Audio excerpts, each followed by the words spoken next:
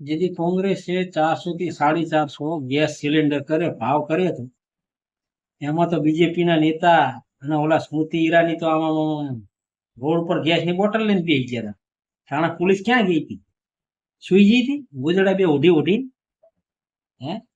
અત્યારે કોંગ્રેસના કે આમ આદમી પાર્ટીના નેતા જે વિરોધ પ્રદર્શન કરે છે, પોલીસ તરત આવી જાય પકડવા માટે.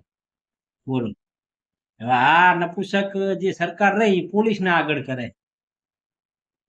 એમનામાં તેવડ છે નહીં ગેસના ભાવ ઓછા કરવાના કે ગેસ પૂરો પાડવાની, એટલે પોલીસને આગળ કરી દે. જોવા નીચે વિડીયો મૂકું છું, વિડીયો ફટાફટ શેર કરી દેજો મિત્રો. હા,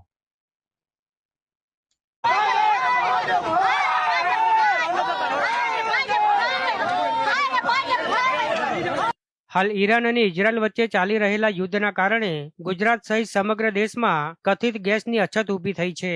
જોકે સરકાર દાવાઓ કરી રહી છે કે દેશમાં ક્યાંય ગેસની અછત નથી, તો કાળાબજારી તેમજ સંગ્રહખોરી કરતા લેભાગુ તત્વો સામે પણ સરકારે લાલ આંખ કરી છે અને કાર્યવાહી પણ કરવામાં આવી રહી છે.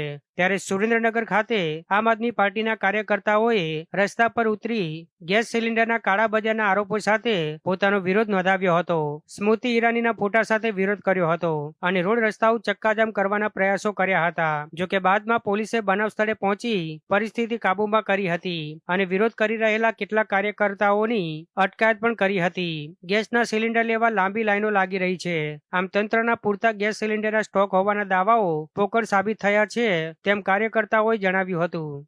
જ્યારે 400 રૂપિયા ગેસના બાટલાનો ભાવ હતો ત્યારે 2013ની સાલની અંદર સ્મૃતિ ઈરાની અને આપણા મોદી સાહેબ જે વારંવાર વિરોધ કરી રહ્યા હતા અને મોંઘવારી ઘટાડવાના મામલે ઘણા બધા ભાષણો આપી રહ્યા હતા, આશ્વાસન આપી રહ્યા હતા કે ઘરે ઘરે ઉજ્જવલા યોજના અમે લાવીશું, બહેનો અને દીકરીઓને ગેસના બાટલા ફ્રીમાં આપીશું અને દીકરીઓને ગેસનો ચૂલો નહીં સળગાવવો પડે એના વાયદા આપતા હતા.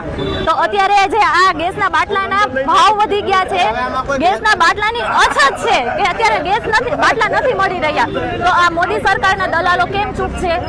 વિડીયો ગમે તો વિડીયોને લાઈક, શેર અને ચેનલને સબસ્ક્રાઇબ કરી દેજો. જય હિન્દ, જય ભારત, વંદે માતરમ.